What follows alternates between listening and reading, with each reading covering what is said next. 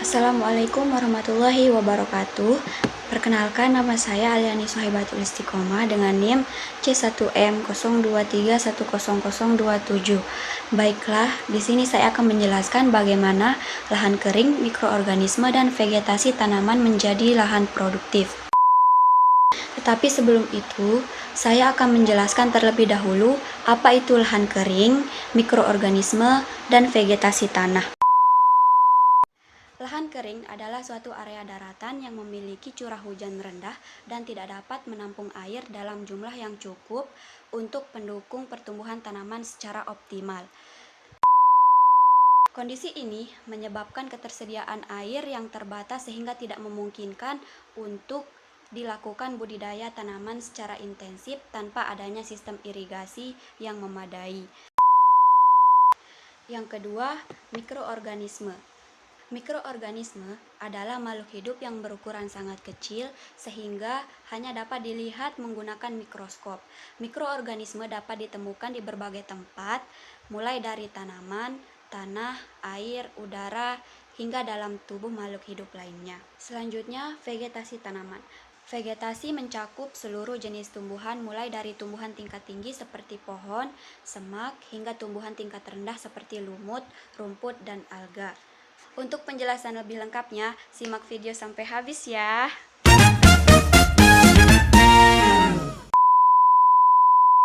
Selain itu, lahan kering juga sering disebut sebagai lahan marginal yang memiliki potensi besar untuk dimanfaatkan secara produktif. Meskipun kondisi tanah di lahan kering umumnya miskin hara dan memiliki kandungan air yang terbatas.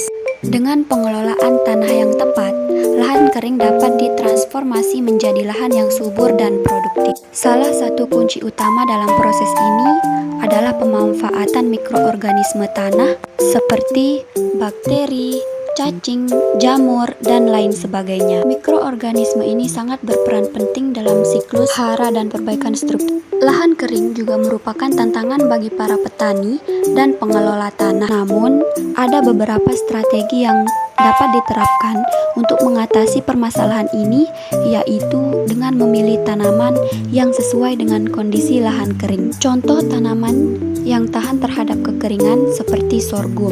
Sorghum adalah tanaman serealia yang berasal dari Afrika. Sorghum termasuk dalam famili rumput-rumputan Poaceae dan merupakan salah satu tanaman pangan penting di dunia, terutama di daerah-daerah tropis dan subtropis. Beberapa manfaat dari tanaman sorghum antara lain: yang pertama, bahan pangan. Biji sorghum dapat diolah menjadi berbagai makanan seperti tepung, bubur, roti, dan sereal untuk sarapan. Sorghum mengandung karbohidrat, protein, serat, vitamin, dan mineral yang baik untuk kesehatan. Yang kedua yaitu pakan ternak. Selain biji, batang dan daun sorghum juga dapat digunakan sebagai pakan ternak seperti kambing, sapi, dan unggas. Yang ketiga, bahan baku industri. Sorghum dapat digunakan sebagai bahan baku untuk industri etanol, pati, dan gula. Yang kedua adalah tanaman gandum. Gandum adalah salah satu tanaman serealia yang paling penting dan banyak dibudidayakan di seluruh dunia. Gandum termasuk dalam genus Triticum dan merupakan salah satu tanaman pangan utama bagi umat manusia. Tanaman gandum memiliki ciri-ciri sebagai berikut. Yang pertama, merupakan tanaman semusim, anual dengan tinggi mencapai 0,5 sampai 1,5 meter. Yang kedua, memiliki batang berongga dan berdaun sempit. Yang keempat, biji gandum berbentuk bulat lonjong dan berwarna kuning kecoklatan. Gandum juga memiliki banyak manfaat, diantaranya yang pertama sebagai sumber karbohidrat utama. Biji gandum mengandung karbohidrat dalam jumlah tinggi sehingga menjadikannya sumber energi yang penting bagi manusia. Yang kedua, sumber protein. Biji gandum mengandung protein dalam jumlah yang cukup tinggi sehingga baik untuk memenuhi kebutuhan protein harian. Yang ketiga, sumber serat.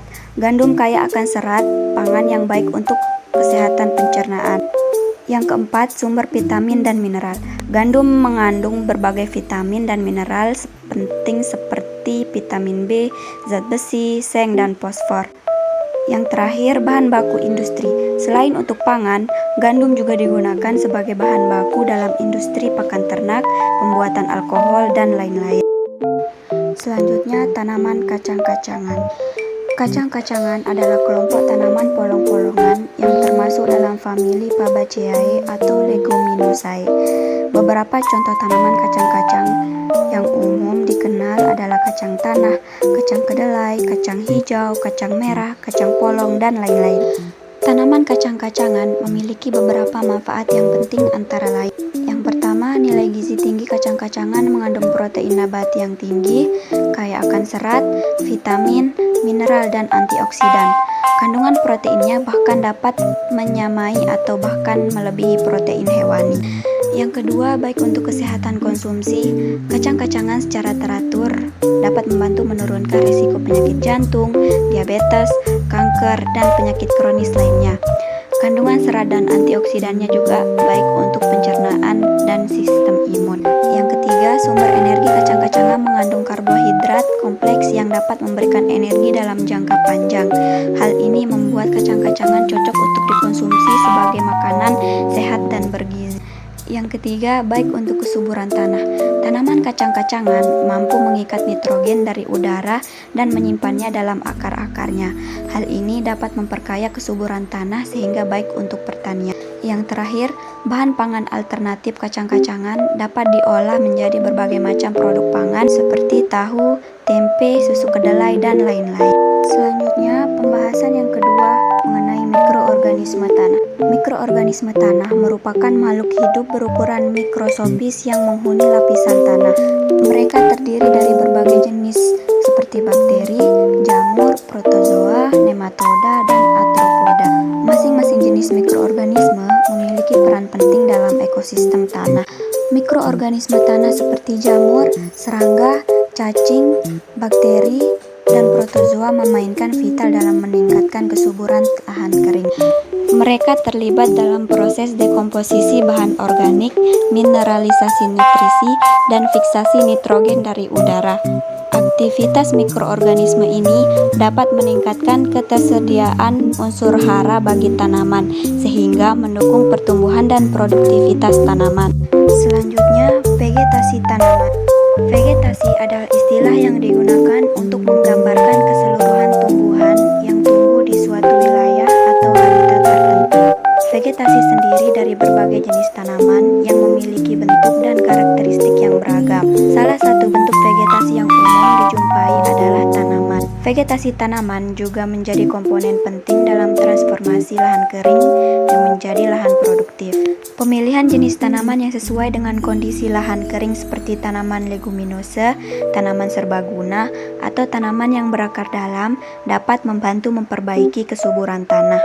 Tanaman leguminosa adalah kelompok tumbuhan yang memiliki kemampuan unik dalam mengikat nitrogen dari udara dan menyimpannya dalam akar mereka. Tanaman ini termasuk dalam famili Fabaceae yang mencakup berbagai jenis seperti kacang-kacangan, kedelai, kacang hijau, dan lentir.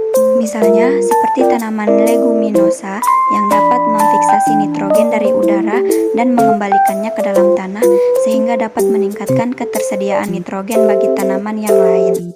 Dengan mengintegrasikan pengelolaan mikroorganisme tanah dan pemilihan vegetasi tanaman yang tepat, lahan kering dapat ditransformasi menjadi lahan yang produktif. Pendekatan ini sering disebut sebagai agroekologi yang memungkinkan pemanfaatan sumber daya alam secara berkelanjutan dan ramah lingkungan melalui kombinasi praktik-praktik yang memanfaatkan potensi alami. Lahan kering dapat dikelola secara efektif untuk menghasilkan produksi pertanian yang tinggi sehingga dapat meningkatkan kesejahteraan masyarakat dan mendukung ketahanan pangan. Baiklah teman-teman, mungkin hanya itu yang dapat saya sampaikan. Kurang dan lebihnya mohon maaf. Assalamualaikum warahmatullahi wabarakatuh.